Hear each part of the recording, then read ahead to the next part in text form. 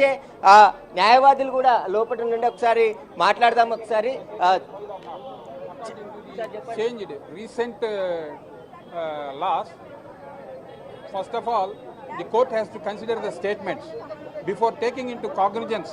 Court has got every right to send a notice. ఏం చెప్పమంటారు?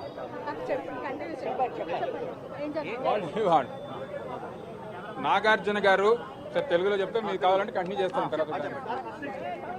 నాగార్జున గారు ఆనరబుల్ మినిస్టర్ కొండా సురేఖ గారి మీద, yes first let me clear in Telugu, thereafter if you want I can address.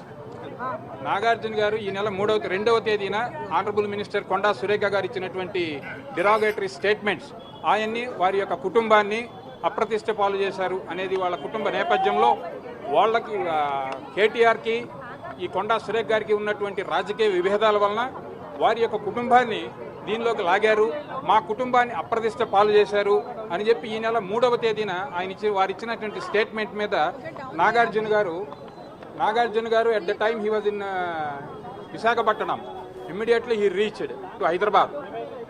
Hyderabad రాగానే 3rd of this month he made a complaint. It is called a private complaint before this honorable court. The honorable court has got ample power to take into the cognizance.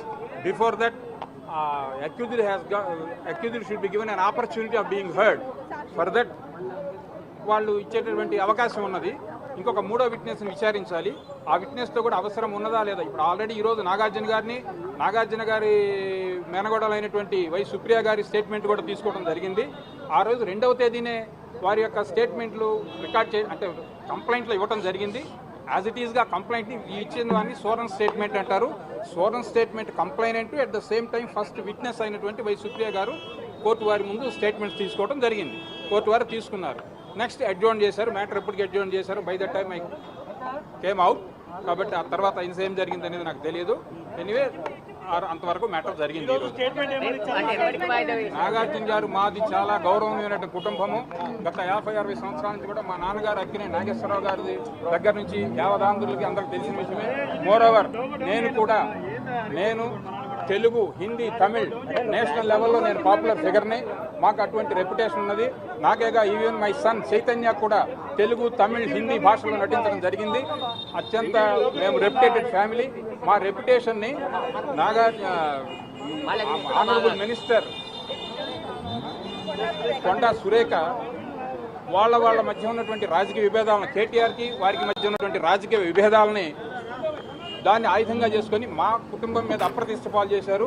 కాబట్టి దీన్ని court వారు చట్టపరంగా సముచితమైనటువంటి action తీసుకోవాల్సి ఉంటుంది అని court వారికి చివరిలో వారు విన్నపం చేయడం జరిగింది. 395 ప్రకారంగా కొండా సురేఖ మీద చర్యలు తీసుకోమని నాగార్జున ఏమన్నా కోరాడా? ఎస్, ఖచ్చితంగా కోరాడు. దీనికి ఏమవుతుందంటే ఇది ప్రైవేట్ కంప్లైంట్ వేశారు. ఈ ప్రైవేట్ కంప్లైంట్ని టేకెన్ ఆన్ ఫైల్ చేయబోయే ముందు కోర్టు వారు మొన్న జూలై 1వ తేదీ నుంచి క్రిమినల్ చట్టాలు మారినాయి. మీకు అందరికి కూడా సుపరిచితమే. బహుశా ఆ కొత్త చట్టాల ప్రకారం అక్యూజ్డ్ నిందితురాలు, ఈ కేసులో ఎవరినైతే నిందితురాలుగా కొండా సురేఖను సూచించారో ఆ కొండా సురేఖ కూడా అవకాశం ఇవ్వాలి. ముందు ఆపర్చునిటీ ఆఫ్ బీయింగ్ హర్డ్ అనేది వాళ్ళకు కూడా అవకాశం ఇచ్చిన తర్వాతే కాగ్నిజెన్స్ టేకెన్ ఆన్ ఫైల్ చేయాలి. అలా చేసే అవకాశం ఉంది. అది చేస్తారు. వాళ్ళని కూడా పిలుస్తారు. ఫస్ట్ అవకాశం ఇస్తారు. Before that court is not going to give a CC number. అయితే కోర్టు 10వ తారీఖు వాయిదా వేసింది కాబట్టి ఈ రోజు నాగార్జున, సుప్రియ స్టేట్మెంట్ మాత్రమే రికార్డ్ చేసింది. కొండా సురేఖ చేసిన వ్యాఖ్యలన్నిటిని కూడా మీడియా ద్వారా, ఇటు సోషల్ మీడియా, న్యూస్ ఛానల్స్ ద్వారా మేము తెలుసుకున్నాము. ఆ తర్వాత కుటుంబ సభ్యుల నుంచి కూడా ఫోన్ కాల్స్ వచ్చాయి. ఇట్లా కొండా సురేఖ వ్యాఖ్యలు చేసిందని చెప్పేసి, ఆ వ్యాఖ్యలకి మేము షాక్కు గురయ్యామని చెప్పేసి కూడా మొదటి సాక్షిగా ఉన్నటువంటి